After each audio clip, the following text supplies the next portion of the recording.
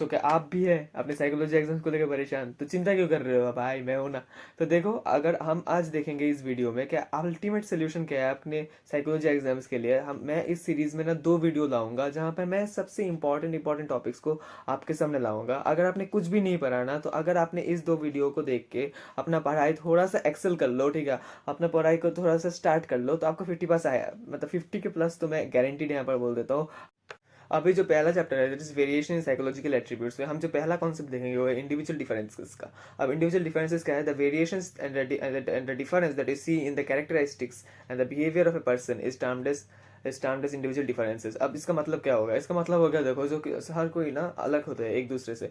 अगर दिखने में होगा, बॉडी टाइप से भी हो गया, बहुत सारे अलग अलग हो सकते हैं। बस साइकोलॉजिकली हम जो सोचते हैं ना, हर हर बंदे का सोच एक जैसा नहीं होता। बहुत बंदे का सोच बहुत बंदे की तरह अलग अलग होता है, तो इसको हम बोलते हैं इंडिविजुअल डिफरेंसेस। तो नेक्स्ट इंपॉर्टेंट जो टॉपिक है वो इंटेलिजेंस। अब इंटेलिजेंस क्या है? The global capacity to understand the world, think rationally and to use the available resources in face to challenges is termed as intelligence. मतलब क्या बोल रहे हैं कि देखो, एक इंटेलिजेंस एक है ना जो आपका ग्लोबल कैपेसिटी है, कि मतलब आप कितने अच्छे से अपने वर्ल्ड को समझ सकते हो, कितने अच्छे से आप अच्छे से अपने वर्ल्ड की तरफ अच्छे से सोच सकते हो, कैसे आप अपने प्रॉब्लम्स, आप अगर किसी भी प्रॉब्लम से में फंस गए तो आप जो नेचर, आपके जो सराउंडिंग्स में जो रिसोर्सेज हो सकते हैं, आपके पास रिसोर्सेज क्या क्या हो सकते हैं? आपका पैसा हो गया, आपका आपका पावर हो गया, आपके सराउंडिंग के लोग हो गए, आपके सराउंडिंग के पेड़ पौधे हो गए, तो इससे आप बहुत ज़्यादा प्रॉब्लम सॉल्व कर सकते हो। जैसे कि आपको अगर फायर चलाना है, तो हम उसको पेड़ पौधे की टहनियों को काट के भी हम चला सकते हैं। तो उसको हम बोलते हैं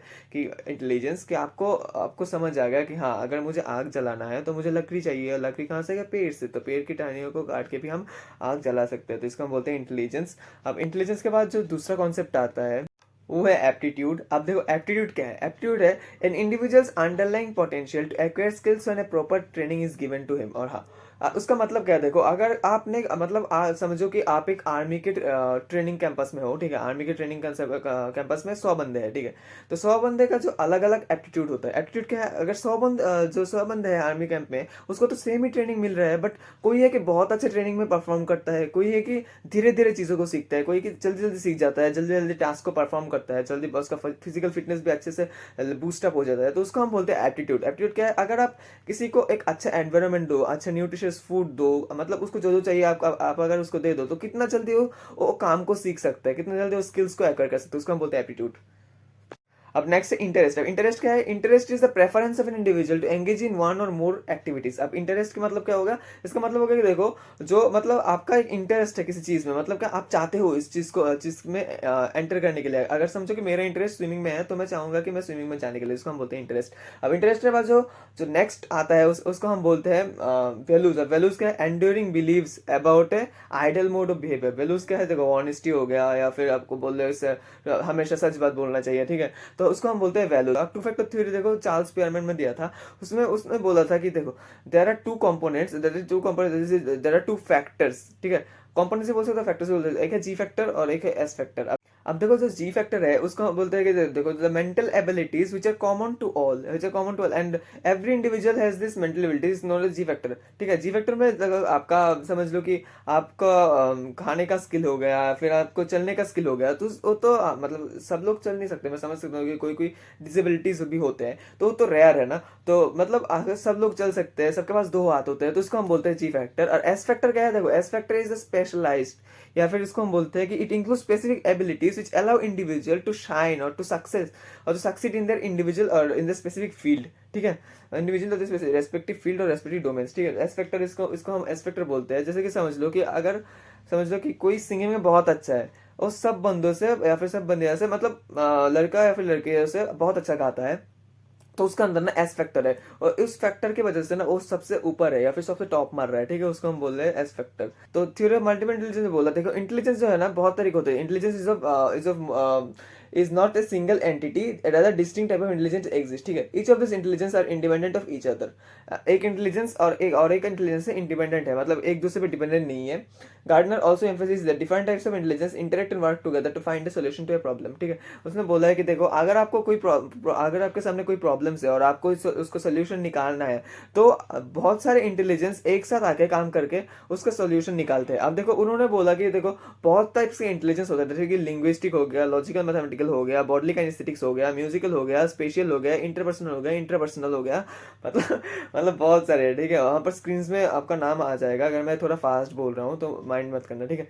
लॉजिकल, देखो मैं स्लो बोल देता हूँ, लॉजिकल, मैथमेटिकल, या फिर इसको बोलते हैं, हाँ, लॉजिकल मैथमेटिकल, या फिर हो गया लिंग्विस्टिक, देन हो गया interpersonal, bodily kinesthetic, music, and now music, and then naturalistic, उसको हम साथ स्पेशल, ठीक है। और 8 टाइप्स के इंटेलिजेंस होते हैं इसमें। हाँ, 8 में से पहला जो है उसे लिंग्विस्टिक बोलते हैं। अब देखो लिंग्विस्टिक क्या है, linguistic is the type of intelligence which allows a person to use his language fluently, मतलब language fluently, flexibly to express his ideas और थॉट्स। इसका मतलब है, देखो जो बंदा लिंग्विस्टिक पे बहुत ज़्यादा अच्छा होगा, वो अपने मतलब वो अपने लैंग्वेज के हेल्प से ना अपने थॉट्स को या फिर अपने आइडियाज़ को अच्छे से एक्सप्रेस कर पाएगा। जैसे कि तो हमने पोएट्स या फिर किसी मतलब ऑथर जो लोग होते हैं ना, तो वो बहुत अच्छे से लिख सकते हैं, अपने आइडियाज़ को, थॉट्स को बोल सकते हैं, ठीक है। उसको हम बोलते हैं लिंग्विस्टिक। अब नेक्स्ट लॉजिकल मैथमेटिकल है।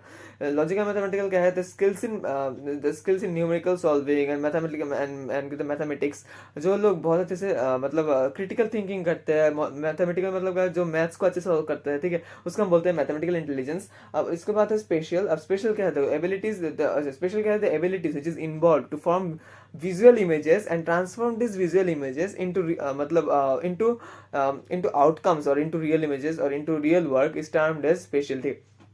स्पेशल देखो, स्पेशल मतलब ये देखो, अगर कोई कारपेंटर होगा और उसको बनाया जाएगा कि आप ऊट के स्ट्रक्चर से एक घर बना दो, तो पहले सोचेगा कि हाँ घर ऐसा होगा, हम ऐसे बनाएंगे उसको, तो तभी तो फिर वो काम पे लग जाएगा। तब मतलब फिर काम पे लगने के बाद ही उसका हाउस रेडी होगा, तो वो जैसे सोचता है ना वो ऐसे ही बना देता है, तो उसको हम बोलते हैं कि स्पेशल इंटेलिजेंस हो गया, ठीक है। फिर हो गया म्यूजिकल। म्यूजिकल क्या है, मतलब जो अच्छे सिंगर्स होते हैं, कैपेसिटी टू प्रोड्यूस और इंटरफेयर और then interpret the musical notes is termed as musical intelligence. जो मतलब म्यूजिक को अच्छे से प्रोड्यूस कर पाएगा, जो म्यूजिक के टोन्स को लेके खेल पाएगा, उसको हम बोलते हैं म्यूजिकल इंटेलिजेंस, ठीक। अब देखो बॉडली काइनेसिटी क्या है, bodily kinesthetic the use, bodily kinesthetic is that type of intelligence by which a product is formed by showing or by the use of portion of the body और a full body, ठीक है। Portions भी हो सकते हैं, फिर full body भी हो सकता है। जैसे कि एग्जांपल एक्टर्स हो गया, वो अपने बॉडी को शो करते हैं, डिफरेंट पार्ट्स को, या फिर फेस को अच्छे से मेकअप करते हैं, तो उसको उससे उनका मतलब क्या बोलो, उससे उनका उनका जो बिजनेस है या फिर उनका जो करियर है उससे ही चलता है। उनके बॉडी को बहुत ज़्यादा फिटनेस में मेंटेन करना पड़ता है। और फिर एथलीट्स हो गया जो खेलते हैं, उनका तो बॉडी भी बहुत ज़्यादा इंपॉर्टेंट है। अगर उनका बॉडी ही ठीक से नहीं चलेगा तो वो कैसे खेल पाएगा, ठीक है। तो उसको हम बोलते हैं बॉडी कैपेसिटी। इंटरपर्सनल क्या है, इंटरपर्सनल इंटेलिजेंस बहुत इंपॉर्टेंट है। देखो interpersonal intelligence is that type of intelligence जिससे आप ना किसी और का मतलब कोई और बंदा कैसा सोचता है और उसका क्या थॉट्स होगा, आइडियाज़ होगा, आप उससे ना एक अच्छा गेस कर सकते हैं कि देखिए कहाँ कि उसका आइडियाज़ ऐसा होगा, तो आप ना पहले से गेस कर पाएगा। उसको हम बोलते हैं इंटरपर्सनल इंटेलिजेंस। जैसे हमने कार्टून्स में देखा है कि मन की बात जान लेते हैं, तो हाँ, तो एग्जांपल मतलब पॉलिटिशियंस हो गया, मतलब पॉलिटिशियन में बहुत ज़्यादा होता है इंटरपर्सनल। आपके मन के बात को वो समझ लेते हैं और समझ के मतलब वो ऐसे मिसलीडिंग इन्फॉर्मेशन स्प्रेड करते हैं, मिसलीडिंग कैंपेन चलाते हैं जिससे आप उनको ब्रॉडकास्ट कर देते हो, ठीक है। फिर इलेक्शन चलाएगा तो आपके लिए कुछ नहीं करेगा, वो बोलेगा बहुत कुछ करेंगे, बट ऐसा कुछ नहीं करेगा, ठीक है। हम उसको, आप इंटरपर्सनल क्या है, interpersonal refers to awareness of one's own thoughts and ideas. उसको हम बोलते हैं इंटरपर्सनल। इंटरपर्सनल खुद के थॉट्स और आइडियाज को जो समझता है अच्छे से, उसको हम बोलते हैं इंटरपर्सनल, ठीक है। नेचुरलिस्टिक है complete awareness of a relationship with mother nature. हम उसको जो मतलब जो जूलॉजिस्ट होते हैं, बोटनिस्ट होते हैं या फिर आर्कियोलॉजिस्ट होते हैं, उनका नेचुरलिस्टिक इंटेलिजेंस बहुत ज़्यादा होता है। नेचुरलिस्टिक मतलब वो नेचर के बारे में हर चीज़ को जानते हैं, या फिर नेचर के बारे में हर चीज़ वो जानने में उनका इंटरेस्ट है, उसको हम बोलते हैं नेचुरलिस्टिक इंटेलिजेंस। तो यहाँ पर होता है थ्योरी ऑफ मल्टीपल इंटेलिजेंस का खत्म। अब देखो मेंटलेज क्या है। मेंटलेज देखो, the mental age is the measure of an individual's intellectual development relative to his और हर एज ग्रुप, ठीक है। उसको हम बोलते हैं मेंटलेज। अब मेंटलेज मतलब हिंदी में समझ लो कि अगर आपका एज है 15 ईयर्स और आप अगर बिहेव करने लगे 5 साल के बच्चों की तरह, तो आपका जो मेंटलेज होगा वो है 5 साल। और जो आपका क्रोनोलॉजिकल एज होगा, क्रोनोलॉजिकल एज क्या है, जो आपका मतलब जो आपका मतलब एज है जन्म से, उसको हम क्रोनोलॉजिकल एज बोलते हैं, जो कि है 15 ईयर्स, ठीक है। तो उसको हम बोलते हैं मेंटल एज, क्रोनोलॉजिकल एज। और अल्फ्रेड बाइनेट और थियोडोर सैमोन ने ही made the first successful attempt to formally measure intelligence. जो मतलब पहले तो है इंटेलिजेंस को मेजर नहीं किया जा सकता था। अगर कोई अच्छा ग्रेड्स लाए तो उसको हम बोलते थे कि हाँ वो बहुत ज़्यादा इंटेलिजेंट है, और अगर किसी ने बुरा ग्रेड्स लाए तो उसको हम बोलते थे कि वो इंटेलिजेंट नहीं है। बट ऐसा नहीं हो सकता, हर कोई पढ़ाई में अच्छा नहीं होता, ठीक है। तो उन्होंने, अल्फ्रेड बाइनेट और थियोडोर सैमोन ने ऐसा मतलब पहले ही उन्होंने ही मतलब फॉर्मली मेजर करने का, इंटेलिजेंस को मेजर कैसे किया जाए उसके उसको एक अटेम्प्ट किया था, जो बहुत ज़्यादा सक्सेसफुल भी हुआ था, ठीक है। पहले भी बहुत साइकोलॉजिस्ट ने अटेम्प्ट किया था, पर वो सक्सेसफुल नहीं हो पाए। और जो सेकंड कॉन्सेप्ट है वो आईक्यू का, ठीक है। आईक्यू का है the ratio between the mental age and the chronological age is termed as IQ. अब आईक्यू आईक्यू क्या है, जो रेशियो है मेंटल एज और क्रोनोलॉजिकल एज के बीच का, उसको हम बोलते हैं आईक्यू। आईक्यू आईक्यू किसने दिया था? आईक्यू विलियम स्टर्न ने आईक्यू को प्रपोज किया था, फिर आईक्यू दिया था। ठीक है। अब देखो आईक्यू स्केल से ना हमको बहुत कुछ पता चला। देखिए, जो एवरेज आईक्यू है, जो हम सबका, मतलब हम सबका तो नहीं, मतलब बहुत बंदों का देखा गया कि मतलब 95% लोगों का, या फिर 95 का 98% लोगों का ही आपको 100 या फिर 110 के बीच ही का ही आईक्यू आपको देखने को मिलेगा। और जो और एक बात है कि 70 के नीचे जो आईक्यू है, मतलब जो आईक्यू का जो वैल्यू 70 का, अगर आपका आईक्यू नीचे है तो उसको मतलब है कि आपका साइकोलॉजिकल डिसऑर्डर है, या फिर आपको थोड़ा रिटार्डेशन, आपको स्लो है नॉर्मल से, या फिर एबनॉर्मल है, ठीक है। उसको हम बोलते हैं आईक्यू। अब जो आईक्यू का जो ग्राफ है ना, वो एक शॉर्ट क्वेश्चन आता है, what is the shape of the IQ graph? तो वो है वेल शेप्ड कर्व और नॉर्मल कर्व, इसको हम बोल सकते हैं, ठीक है। तो यहाँ पर खत्म होता है हमारे चैप्टर 1। अब चलिए मूव ऑन करते हैं चैप्टर 2 पे। अब सेल्फ एंड पर्सनालिटी देखते हैं, ठीक है। अब सेल्फ एंड पर्सनालिटी अब बहुत जल्दी जल्दी करेंगे, ठीक है। अब सेल्फ क्या है? Self is the totality of experiences, ideas and thoughts of an individual, ठीक है। सेल्फ का मतलब क्या है? जो आपका आपका अंदर का जो मतलब थॉट्स है, आइडियाज है, आपका पर्सनालिटी कैसा है, आप कैरेक्टरिस्टिक्स है, उसको हम बोलते हैं सेल्फ, ठीक है। आपका जो पूरा जो आपका कैरेक्टरिस्टिक होता है उसको हम बोलते हैं सेल्फ। अब जो नेक्स्ट जो टॉपिक है उसका हम बोलते हैं सेल्फ कॉन्सेप्ट। सेल्फ कॉन्सेप्ट है the way we perceive ourselves and the ideas we hold about our competencies is known as self concept. मतलब क्या है? देखो, जो अपने आप को हम कितना समझते हैं, आप अपने आप के कॉम्पिटेंसीज के बारे में हम कितना समझते हैं, उसको हम बोलते हैं कि सेल्फ कॉन्सेप्ट। अब कॉम्पिटेंसीज क्या होगा? देखो, मतलब अगर समझो कि मैं एक स्विमिंग के रेस में जा रहा हूँ, और अब मुझे पता है कि वहाँ पर कि मैं 100 मीटर रेस में ही पार्टिसिपेट कर सकता हूँ, मैं 300 मीटर स्विमिंग नहीं कर सकता। तो वहाँ पर डेफिनेटली कैटेगरीज होगी कि 500 मीटर की कौन कौन कर सकता है, 200 मीटर कौन कौन कर सकता है, 100 मीटर कौन कौन कर सकता है। तो मैं 100 मीटर चूज करूंगा, मैं थोड़ी ना 300 मीटर चूज करूंगा, क्योंकि मुझे पता है कि नहीं होगा मुझसे, ठीक है। तो उसको हम बोलते हैं कॉम्पिटेंसीज और सेल्फ कॉन्सेप्ट, ठीक है। अब देखो, सेल्फ कॉन्सेप्ट के बाद आता है वो है self esteem. Self esteem is the value judgement of a person और इंडिविजुअल बाय हिमसेल्फ और हरसेल्फ, ठीक है। ठीक है। अब द वैल्यू जजमेंट, अगर समझो कि मैं एक टॉपर हूँ, और मुझे पता है कि मैं एक टॉपर हूँ पूरे क्लास में, मुझे पता है कि मुझे हाईएस्ट मार्क्स मिला है, मुझे हमेशा हाईएस्ट हाईएस्ट मार्क मिलता मिलता आया है, तो मेरे ऊपर ना एक हमेशा स्ट्रेस रहेगा कि हाँ मुझे इस बार भी अच्छा करना है, मैं हर बार अच्छा कर रहा हूँ, तो मैं एक टॉपर हूँ और मेरा वैल्यू हो गया टॉपर, तो हम उसको बोलते हैं सेल्फ एस्टीम। अब सेल्फ एस्टीम का the value judgement of a person और इंडिविजुअल बाय हिमसेल्फ हरसेल्फ, ठीक है। अब देखो, जो सेल्फ एफिकेसी क्या है? Self efficacy means that how an individual, or but to what extent an individual believes that that his life outcomes are controlled by himself or his hard work, not by his lack or fit। इसका मतलब क्या है कि आप अपने ऊपर कितना विश्वास रखते हो कि हाँ, अगर आप विश्वास रखते हो कि हाँ जो मेरा जो लाइफ आउटकम है वो मेरे हार्ड वर्क से होगा, ना ही कि मेरे लाक और फेट से, और आप इसको कितना विश्वास करते हो, उसको हम बोलते हैं सेल्फ एफिकेसी, ठीक है। अब देखो, जो पर्सनालिटी क्या है? पर्सनालिटी का relatively unique and stable qualities of individual that makes him or her different across different situation over a long period of time. अब ये हो गया लंबा चौड़ा डिफिनेशन, यहाँ पर जरूर आ रहा होगा, अगर मेरे बात थोड़ा आपको स्पीड में लगे तो आप जरूर पढ़ लेना नीचे। हाँ, तो हम समझ लेते हैं कि पर्सनालिटी क्या है।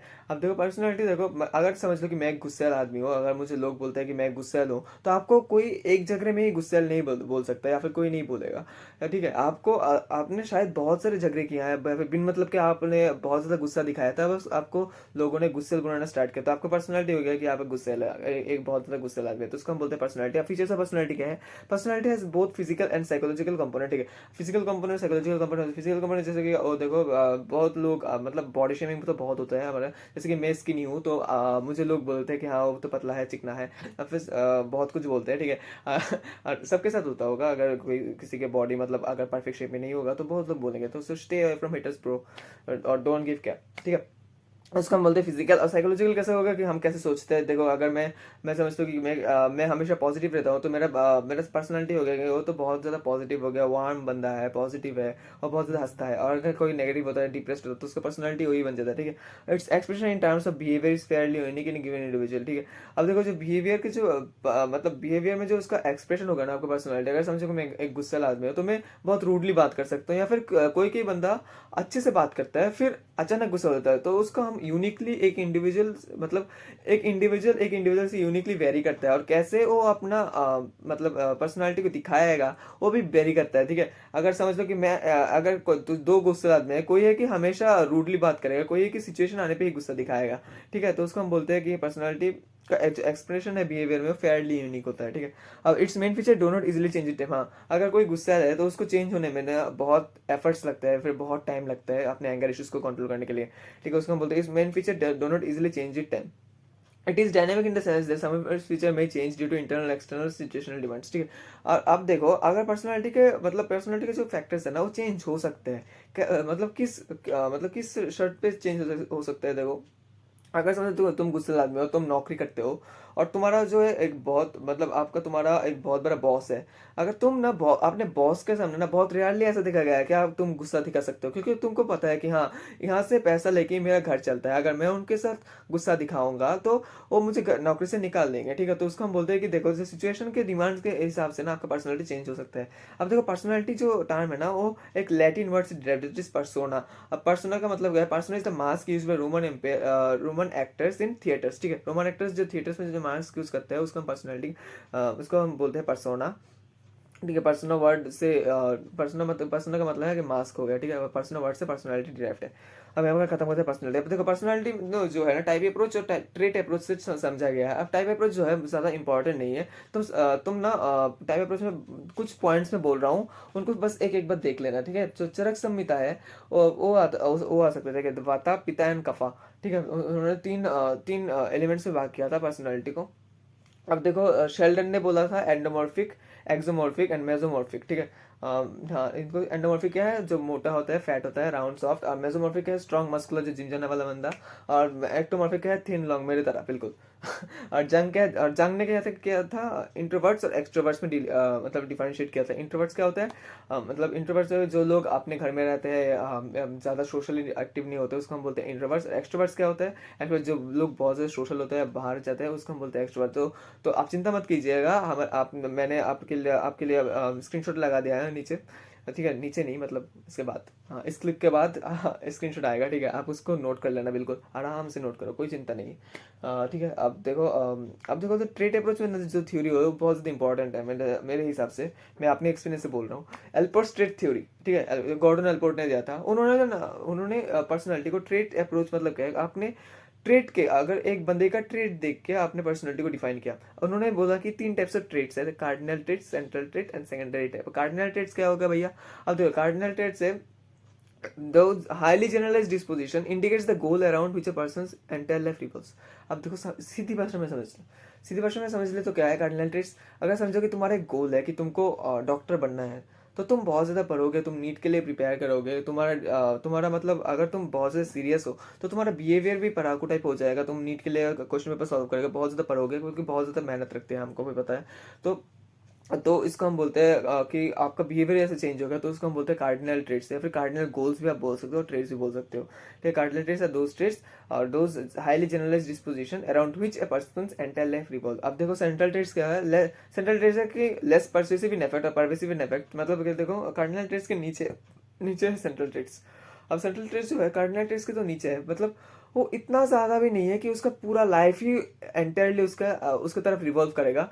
बट ऐसा नहीं है कि उसका मतलब बिल्कुल भी इंपॉर्टेंट नहीं है, मतलब क्या बोलो मीडियम मीडियम इंपॉर्टेंस। जैसे कि अगर समझ लो कि आप एक बहुत ज़्यादा काम इवेंट टेम्पर्ड मतलब बंदा हो, कोई ज़्यादा आपको मतलब क्या बोलते हो शांत स्वभाव का बंदा हो, तो उसका आप शांत स्वभाव ना उसको सेंट्रल ट्रेट्स बोल सकते हैं। Less pervasive in effect but still quite generalised disposition, example sincere, patient, calm, ठीक है।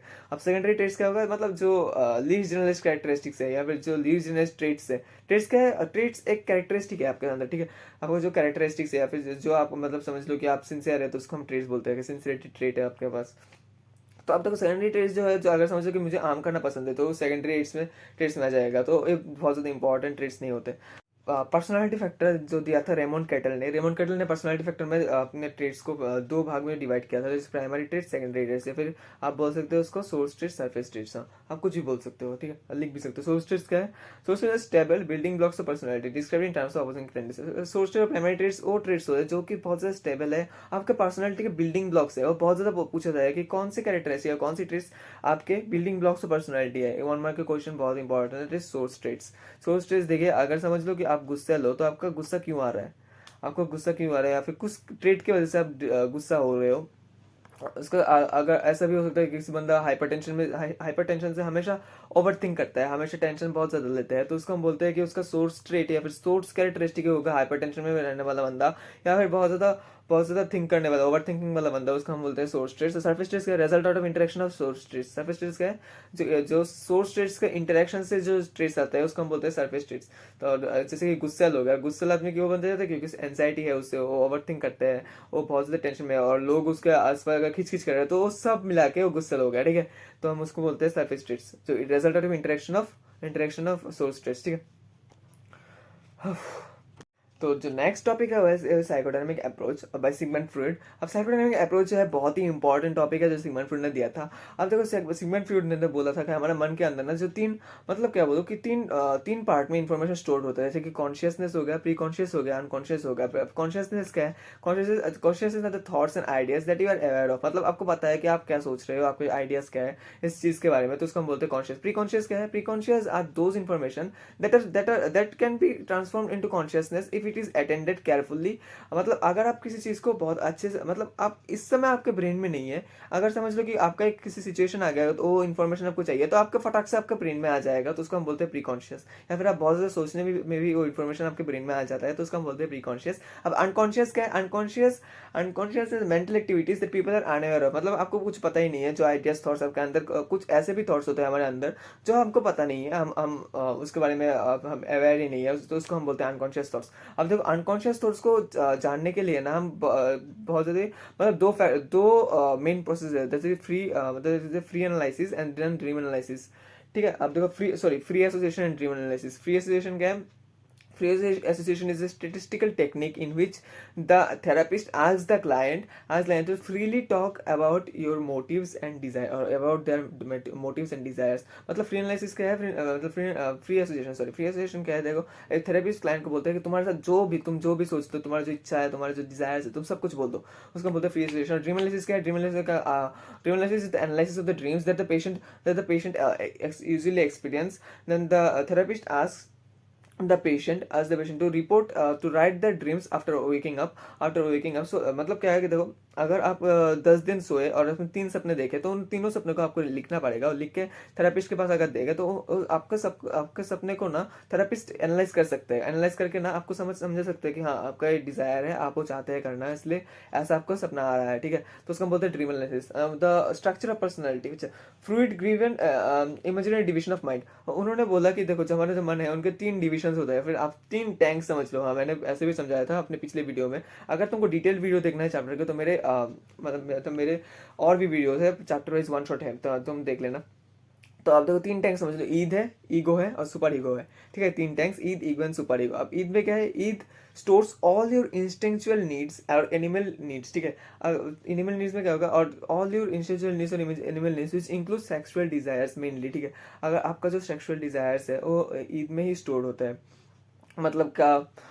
अब जो ईद जो है वो प्लेजर प्रिंसिपल में काम करता है, मतलब क्या, देखो, ईद समझता है, या फिर आपका जो ईद जो टैंक है ना, वो समझता है कि देखो कि जो जो बंदा है वो हमेशा प्लेजर पे ही डिपेंडेंट है, वो काम नहीं करना चाहता, वो पेन नहीं फील नहीं करना चाहता। जो हम जो है ना, हम हमेशा आराम में रहना चाहते हैं। वो जो बेड है, हमारा जो वाईफाई है अभी, जो हमको एक्स्ट्रा कंफर्ट दे रहे हैं, और हम उसके पीछे भाग रहे हैं लिटरली। हम हमेशा कंफर्ट चाहते हैं, प्लेजर चाहते हैं, हम हमेशा काम नहीं करना चाहते। तो इस प्रिंसिपल में ईद काम करता है। अब ईगो क्या है? ईगो है रियलिटी प्रिंसिपल।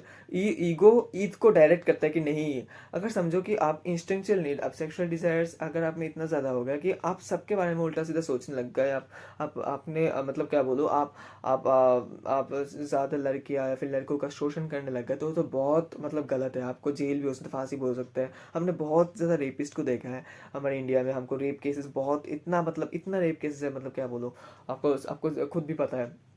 तो उसको हम बोलते हैं ईगो। ईगो क्या है? Ego is the reality principle which drives the id to reality, which drives the id to reality, या फिर बेटर पोजीशन में ईगो ईथ को लेके आता है। हाँ, अब ईगो क्या कहता है? ईगो ईथ को रियलिटी समझता है। देखो ये रियलिटी है, इसमें तुम ऐसा नहीं कर सकते, किसी के बारे में कुछ भी तुम नहीं सोच सकते, या फिर किसी के साथ तुम सेक्स नहीं कर सकते, ठीक है। उसको हम बोलते हैं ego. Seeks to satisfy individual instinctual needs in according with reality, works in the reality principle and directs the id towards more appropriate ways of behaving, patient and reasonable, ठीक है। अब हो गया सुपर ईगो। क्या है super ego? Are is that component of mind which stores all your moral views और moral thoughts, ठीक है। आपका जो मोरल थॉट्स है या फिर जो मोरल व्यूज है, उसको वैल्यूज है, उसको स्टोर करता है, ठीक है। मोरल व्यूज नहीं, मोरल वैल्यूज को स्टोर करता है। जैसे कि हो गया आपका ऑनेस्टी हो गया, मतलब ऑनेस्टी हो गया, फिर ट्रूथ बोलना होगा। जो आपके अंदर जो अच्छी क्वालिटीज होता है, जो आपके मम्मी पापा ने आपको सिखाया है, जैसे कि बोलते हैं honesty is the best policy, तो उस अगर जो आपको सिखाया है ना, वो हमेशा सुपर ईगो में ही स्टोर होता है। अब super ego controls the id by internalising the parental authority the process of social relation, ठीक है। Moral branch of mental functioning है super ego, moral branch of mental functioning, ठीक है। अब जो लास्ट इंपॉर्टेंट टॉपिक है चैप्टर 2 का, वो है इको डिफेंस मैकेनिज्म। अब देखते हैं कि इको डिफेंस मैकेनिज्म क्या होता है। देखो, इको डिफेंस मैकेनिज्म है कि एक आपका जो, अगर आपके अंदर ना बहुत ज़्यादा एनजाइटी हो जाता है या फिर बहुत ज़्यादा स्ट्रेस हो जाता है, तो कैसे आप अपना स्ट्रेस को ना आप घटाते हो या फिर आपके स्ट्रेस को रिड्यूस करते हो, उसको हम बोलते हैं इको डिफेंस मैकेनिज्म। या फिर जिस प्रोसेस से आप अपने एनजाइटी को रिड्यूस करते हो, उसको हम बोलते हैं इको डिफेंस मैकेनिज्म। अब देखो, इको डिफेंस मैकेनिज्म में ना हम बहुत सारे टेक्निक्स यूज़ करते हैं। तो पहले हम उन टेक्निक्स को पढ़ेंगे। तो उसके उसके मतलब उस टेक्निक्स को जानने के से पहले हम उसका डेफिनेशन देख लेते हैं। उसका डेफिनेशन है, a defence mechanism is a way of reducing anxiety by distorting reality unconsciously, ठीक है। अगर आप किसी चीज़ को लेकर बहुत ज़्यादा मतलब चिंता कर रहे हो, फिर एंजाइटी फील हो रहा है, आप बहुत ज़्यादा ओवर थिंक कर रहे हो, तो आपको ओवर थिंक करते करते ना आपको बहुत ज़्यादा एंजाइटी हो गया, तो आपका ब्रेन या फिर आपका जो मतलब जो मन है, हम उसको मन ही बोलते हैं, क्योंकि साइकोलॉजी है यहाँ पर, ब्रेन से कुछ भी रिलेटेड नहीं है, सब सब मतलब सब कुछ मन से रिलेटेड है। तो देखो, अगर आपका मन जो है ना, आपका एनजाइटी को रिड्यूस करने के लिए बहुत सारे टेक्निक्स को लाएगा।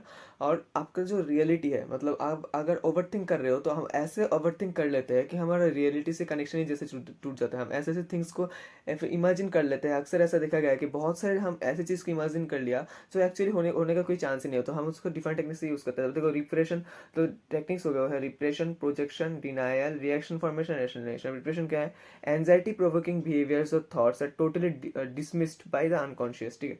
अब रिप्रेशन देखो, रिप्रेशन में अगर समझ लो कि यार मुझे पता नहीं मेरा एग्जाम्स क्या होगा, मतलब एग्जाम्स का रिजल्ट क्या होगा, और अचानक से आपका अंदर क्या बोलो, आपके अंदर एक पॉजिटिव वाइब आती है, नहीं यार मेरा तो एग्जाम इतना खराब नहीं गया, ठीक है, चलता है, अच्छा मार्क्स ही लेकर आऊँगा। तो उसको क्या बोलते हैं कि हम रिप्रेशन बोलते हैं क्या, मतलब आपका जो कॉन्शियसनेस है ना, आपके जो कॉन्शियसनेस है, उसने उसने जो है एनजाइटी को मतलब रिप्लेस ही कर दिया, डंप कर दिया एनजाइटी को बिल्कुल फेंक दिया, और फेंक के एक पॉजिटिव वाइब या फिर आपका पॉजिटिव एनर्जी, पॉजिटिव थॉट्स आपके ब्रेन में इंस्टॉल कर दिया, ठीक है। उसको हम बोलते हैं रिप्रेशन। प्रोजेक्शन के people attribute their own traits to other. Projection में हम जैसे बोलते हैं कि यार शायद मेरा, अगर समझो कि आपका एग्जाम्स ठीक नहीं गया, ठीक है, आपका एग्जाम से थोड़ा खराब गया, तो आप समझने लगते हैं कि यार क्वेश्चन ही टफ था, सबका एग्जाम ही खराब गया, तो मेरा भी एग्जाम खराब गया, तो क्या हो गया, ठीक है, सबका ही तो खराब गया है।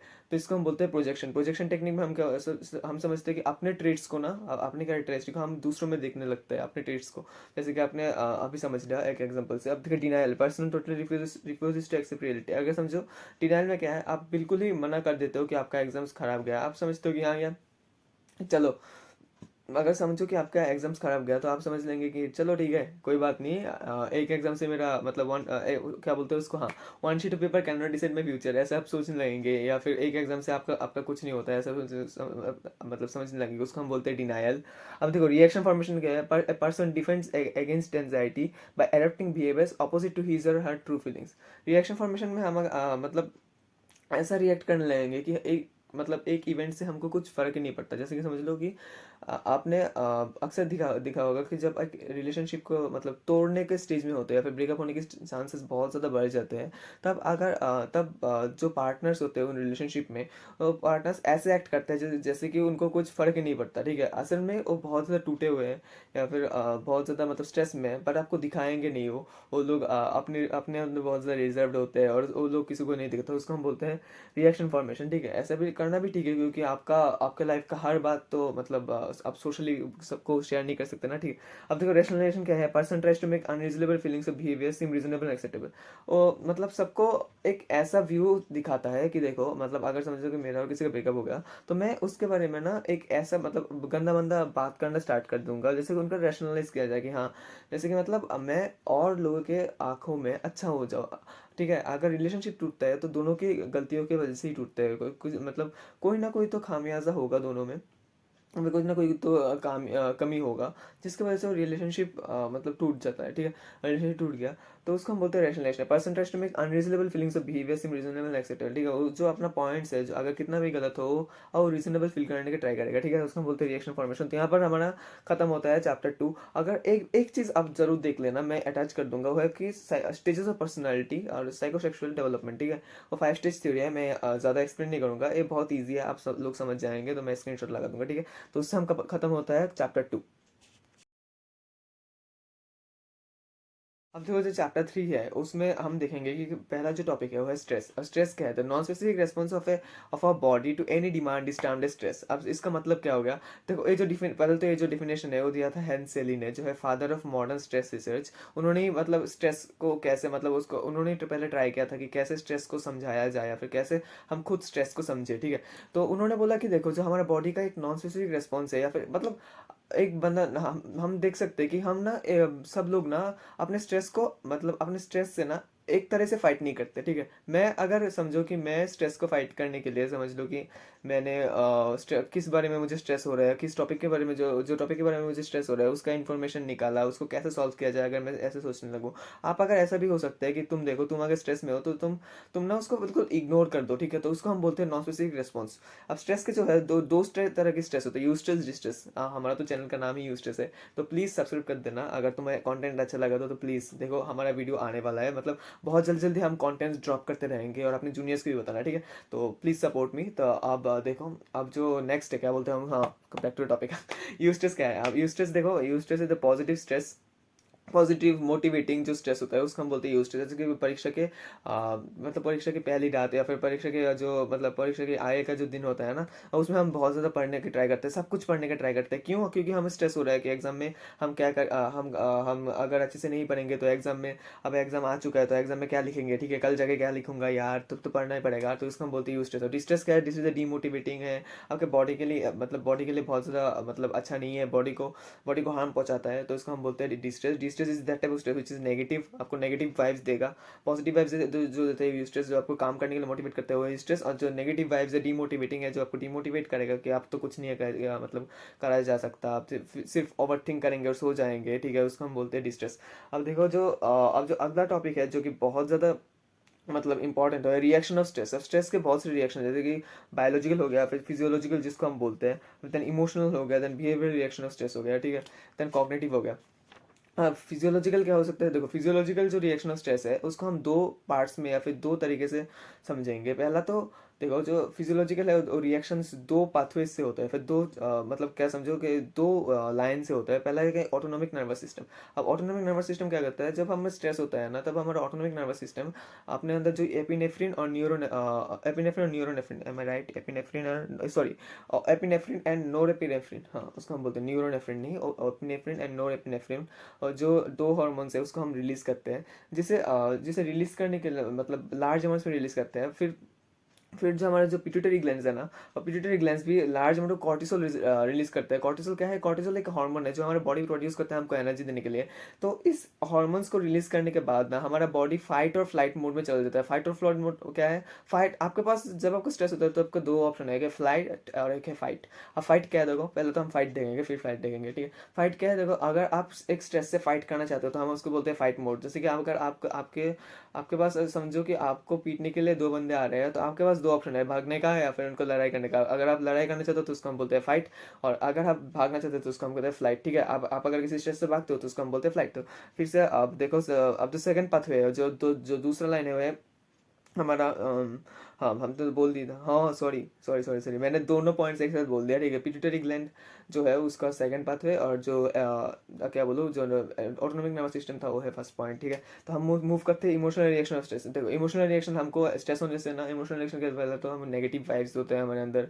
आप ऐसे मत लिखो नेगेटिव वाइब्स मत लिखो, देखो पहले नेगेटिविटी बहुत ज़्यादा हो जाता है हमारे ब्रेन में, देन एनजाइटी होता है, देन आपको डर भी लग सकता है, sometimes fear, sometimes anxiety, then depression, then negative emotions such as fear, anxiety, ठीक है। तो हम समझ बोलते हैं emotional reaction stress. Behaviour reaction stress क्या है?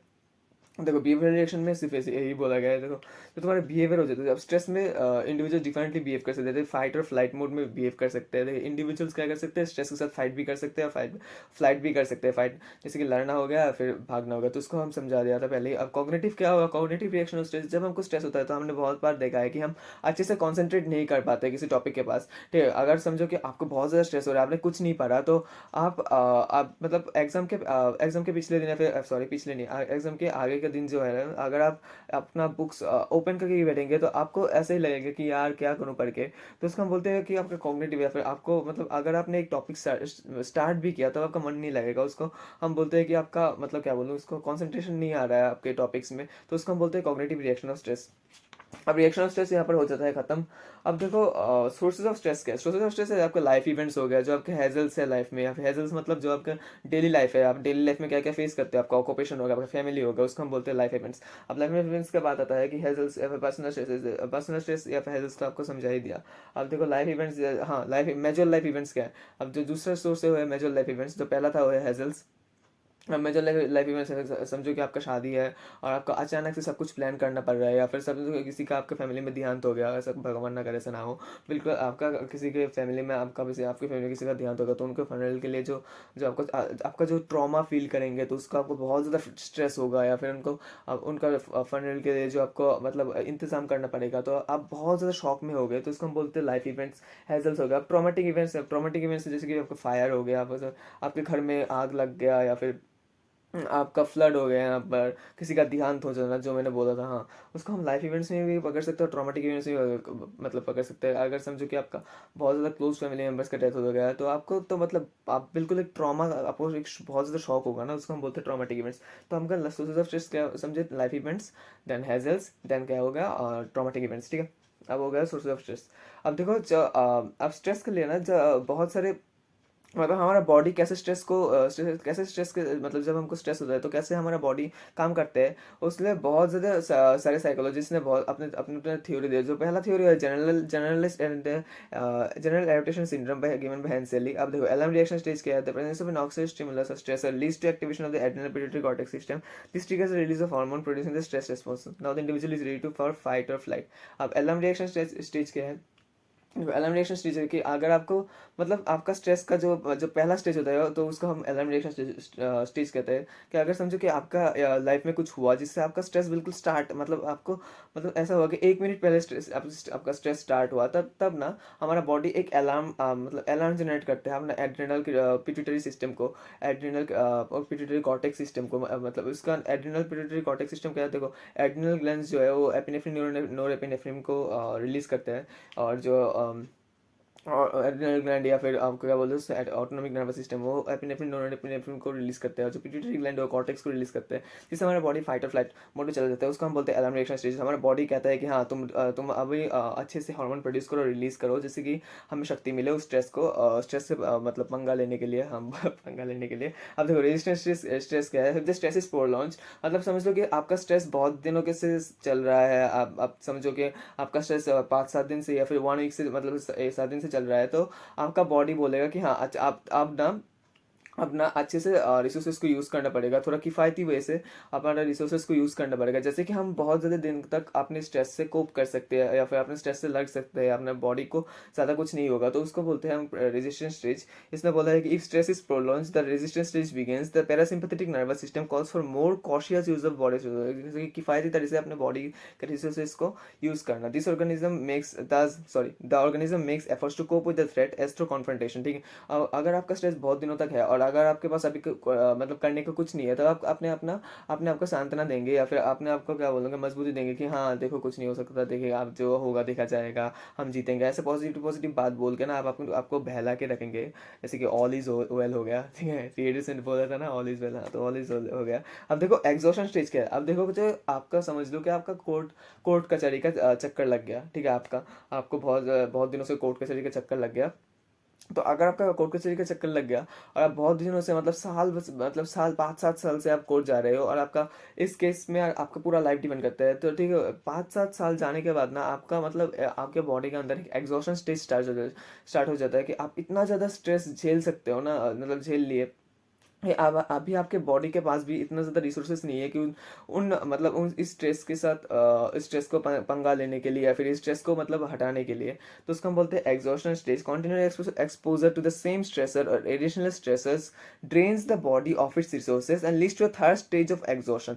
The physiological system involve in alarm reaction and resistance become ineffective and susceptibility to stress related diseases such as high blood pressure becomes more likely. ठीक है, यहाँ पर आपका body को भी बहुत ज़्यादा नुकसान होता है और आपको हाई ब्लड प्रेशर हो सकता है। ठीक है, तो अब moving on to the next topic है साइकोन्यूरोइम्यूनोलॉजी। क्या है देखो, psychoneuroimmunology says that focuses on the links between the immune system and the brain. ठीक है, अब देखो जो हमारा बॉडी को अगर स्ट्रेस हो रहा है तो हमको तो स्ट्रेस के साथ फाइट भी करना पड़ेगा, ठीक है ना। अगर हम स्ट्रेस के साथ फाइट ही नहीं करें तो हमको तो मतलब स्ट्रेस से हमारा मतलब क्या बोलो, हमारा शरीर भी खराब हो सकता है या फिर हम तबीयत बिगड़ जाएगा और आप सीरियसली इल हो सकते हैं, आप मर भी सकते हैं। ठीक है, स्ट्रेस से आप बहुत देखते हैं कि हमारा हार्ट फेल हो जाता है या फिर हमारे ब्रेन में बहुत ज़्यादा इफेक्ट होता है। तो हम जो स्ट्रेस के साथ फाइट करते हैं या फिर स्ट्रेस के साथ जो हम लड़ाई करते हैं उसको हम बोलते हैं कोपिंग। कोपिंग क्या है, coping is a set of मतलब क्या बोलो, सेट ऑफ एक्ट्स और set of functions which enables our body to fight with the stress। ठीक है, अगर हम सीधी भाषा में बोले तो है उसका डेफिनेशन, और अगर हम बुक के हिसाब से चले तो उसका डेफिनेशन है